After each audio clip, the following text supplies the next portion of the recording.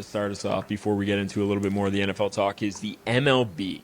One topic specifically I'd love to discuss today Love it. is the topic everybody is talking Torpedo about. right into this one? Yeah, we're going to torpedo right into. There you go. That's a perfect There you segue. go. We're talking torpedo bats, and Yep. I would love to get your insight on these torpedo bats. It seems like everybody's hitting dingers with these things. Yeah. So I want to get the insights on what these are doing and the potential of some people saying they're going to be banned in the future, and what your thoughts are on the use of the torpedo bats here in the MLB. MLB, listen to the fans here. Listen to the fans on this one. Don't fucking ban them. This is incredible. We're talking about juiced baseballs back a couple years ago. We're talking about juice fucking bats right now. And not even juice. Like, these are legal by standard rule in the MLB, right? And we'll list that off. I'll literally verbatim read this shit. Yeah, I want to know that.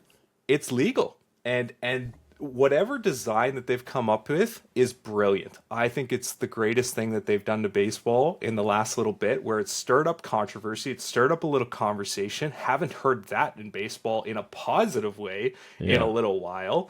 Like, baseball is not known to be as, ethical as in history's past has shown. Like, this is not the greatest recently sport of too, morality. not far long ago. If you found a way to increase offensive production in this league through a means that is legitimate, then fucking let that ride. I think that's beautiful.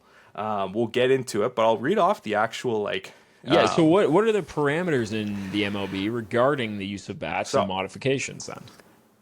MLB's rule number 3.02, which states the bat shall be a smooth, round stick, not more than 2.61 inches in diameter, and at the thickest part, and not more than 42 inches in length. So there is nothing that this is doing within the actual parameters that MLB's rule 3.02 has, done. Like, this works. This is legal. So are you saying the diameter they were working with under? So what they've done, it was an elongated bat, right? So the barrel of the bat would extend all the way to the very end of the bat. Yeah. What this MIT guy has created, which is awesome. If this dude hasn't put in stock or a patent to get this rolling off and making some money on this, you fucked up. But somebody needs to do that. I'll do it tonight.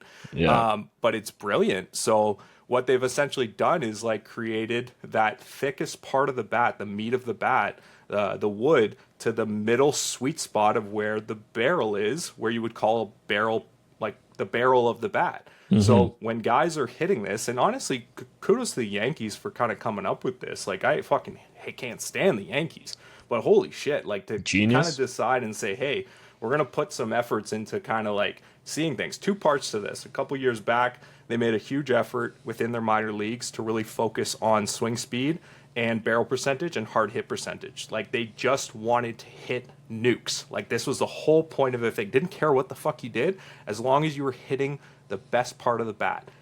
If this was part of the plan, plus then integrating this into their fucking repertoire of bats that they're going to use in the league. Now, granted, everyone can get this across the league, but to focus on that stat specifically and then intertwine this into the equation, that's fucking brilliant. That's the greatest thing I've heard in a long while. And these guys are just hitting nukes to start the year. It is pretty wild. So the one thing I want to ask is, the Yankees were the team that started this, correct? They were the only team? They were the first team to really start using it across a wide part of their order. So I think it was 5 or 6 players in their lineup used this bat, but it was available. Was it introduced in preseason, spring training? That's a good question. I'm not actually sure if they were using it in spring training. Did they save it towards the regular season?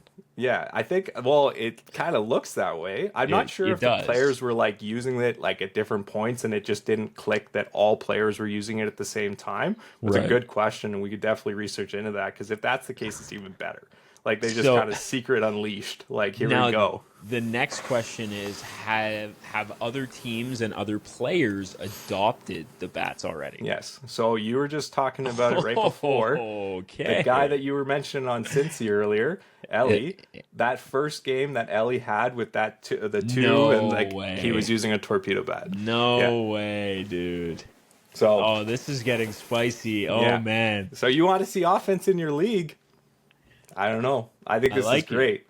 I fucking like it. Yeah, you can't ban that shit. Come on, man. Competitive advantage. This is genius. Get it going. And yeah, I guess you're taking the thickest part of the bat that was normally the tip, moving it to the sweet spot, essentially, and just using it's kind of like what they've done with like every part of the bat.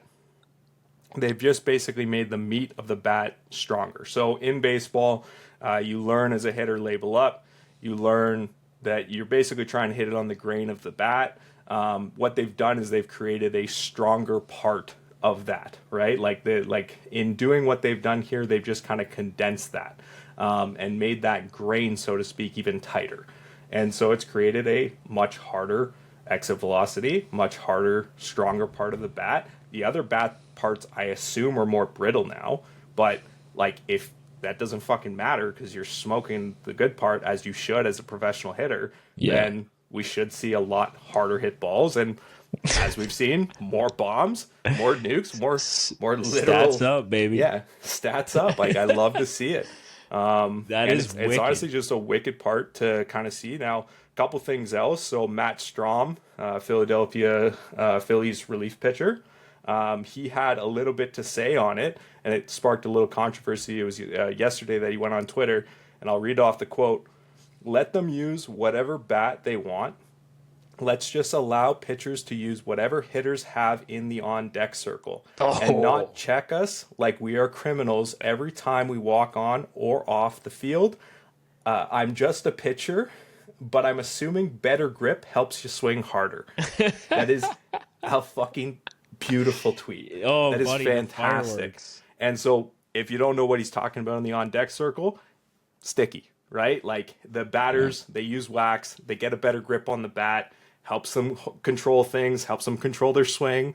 What do pitchers have? Well, they used to a couple seasons ago, sticky tack, made them grip the ball better, made them throw more spin rate.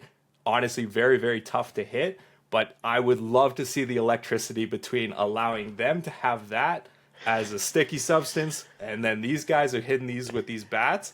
Let it fly. Let it fly. Let's see a battle of the best. And make it legal. Like those are not PEDs. That's not any performance enhancing. That's just using tools within the leagues. Yeah, you know, I agree. Like this wasn't banned before. No different than gloves in like football or anything. Like you used to be able to, like it was frowned upon. I will say that. Like it's like sticky substance, so that's why you have the bag, the rosin bag, to like allow you to get a grip on the ball.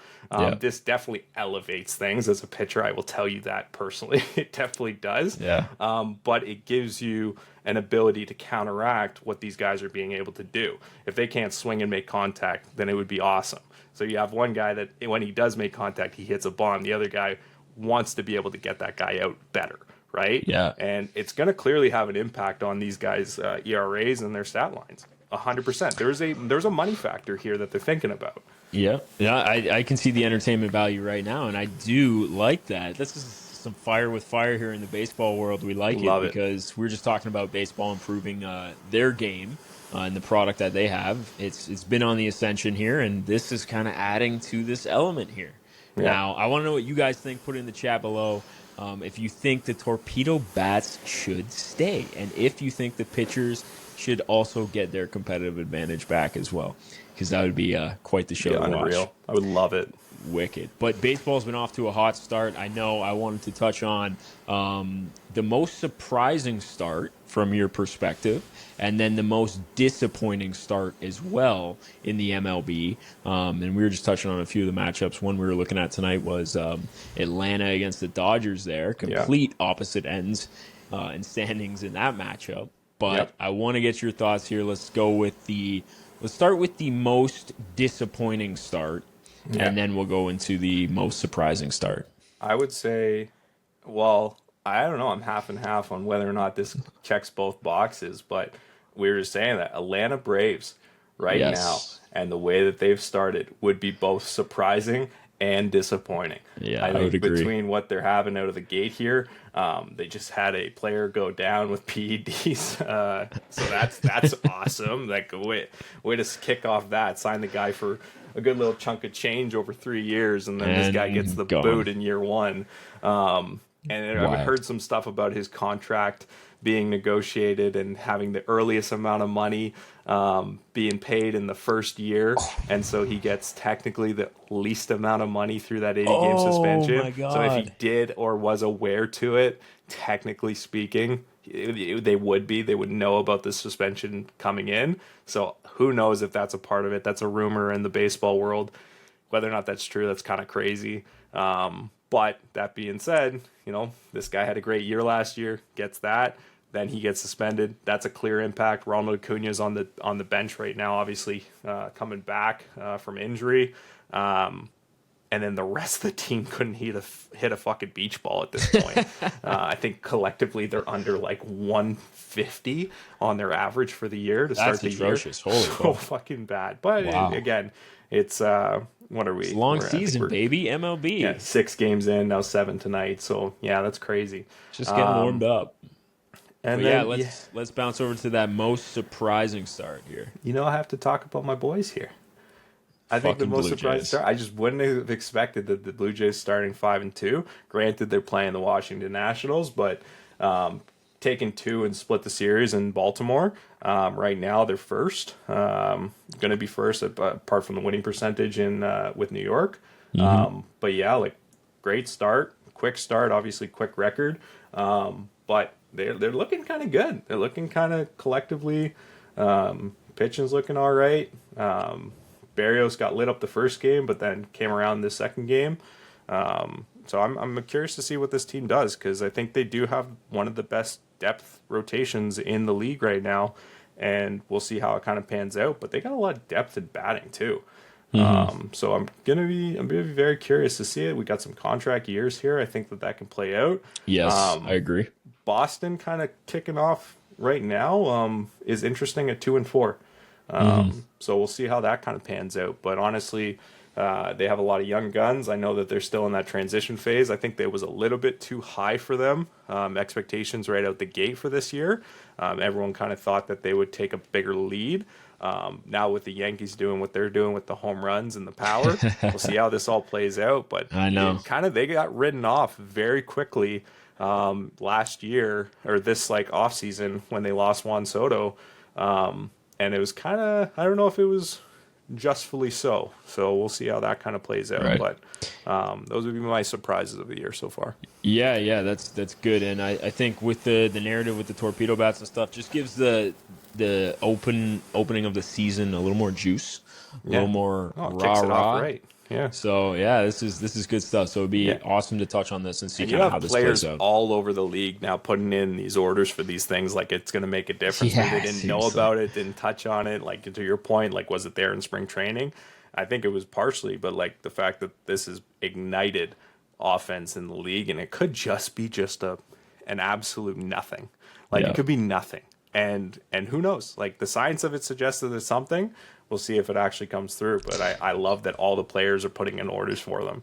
And that's a thing right now. And you have to. Yeah, that's cool, man. It's a good story to touch on, and we'll be following the Blue Jays closely. I promise you that. We'll keep you updated on how this season goes, because this can be an interesting one with like the contract seasons, like Chappie just touched on. So